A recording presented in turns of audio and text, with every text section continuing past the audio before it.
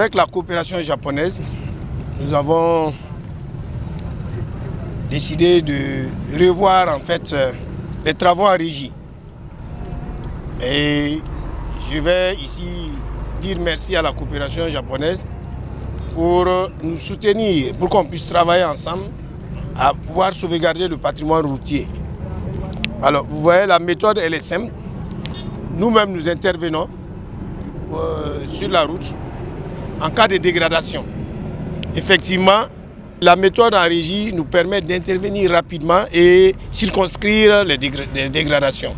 Vous voyez, souvent, il faut faire un appel d'offres. Ça prend du temps. Pendant ce temps, la dégradation continue. Alors, avec les travaux en régie que nous avons abandonnés depuis les années 90, nous sommes en train de revenir. Parce qu'aujourd'hui, vous voyez que notre réseau a pris beaucoup un coup.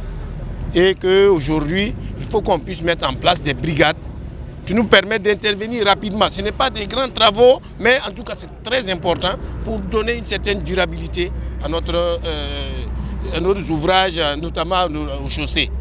Parce que lorsque vous arrivez à circonscrire rapidement, la dégradation n'avance pas et vous avez beaucoup plus le temps, la durée de vie de la route qui va se prolonger.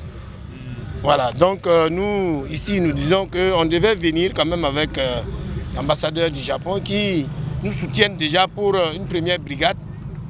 Nous les saluons. On remercie beaucoup le peuple japonais pour ça. Et nous attendons une troisième brigade bientôt.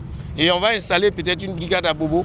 Et ça va continuer dans notre coopération pour qu'au moins sur tout l'ensemble des différentes régions, on puisse avoir des brigades d'intervention rapide pour qu'au moins circonscrire, pour avoir en tout cas une durabilité dans nos structures. Initialement, les travaux d'entretien courant se faisaient en régie.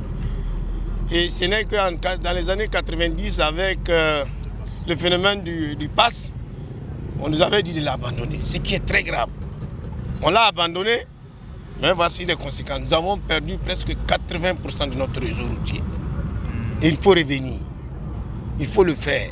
Parce qu'aujourd'hui, on met des milliards. C'est beaucoup d'argent que nous mettons sur la route. Et il faut entretenir. Aujourd'hui, l'entretien, c'est très important pour pouvoir circonscrire. Et depuis les années 90, c'était des appels d'offres. Vous avez constaté avec nous que partout, c'est des nids de poules. Après, finalement, c'est des nids d'éléphants. Et carrément, c'est là, il faut encore dépenser beaucoup d'argent pour reconstruire ou réhabiliter ces routes-là. Alors, il faut circonscrire et c'est ce que nous voulons faire. Dans le gouvernement de la transition, nous avons dit qu'il faut encourager cela pour permettre d'avoir des ouvrages de longue durabilité.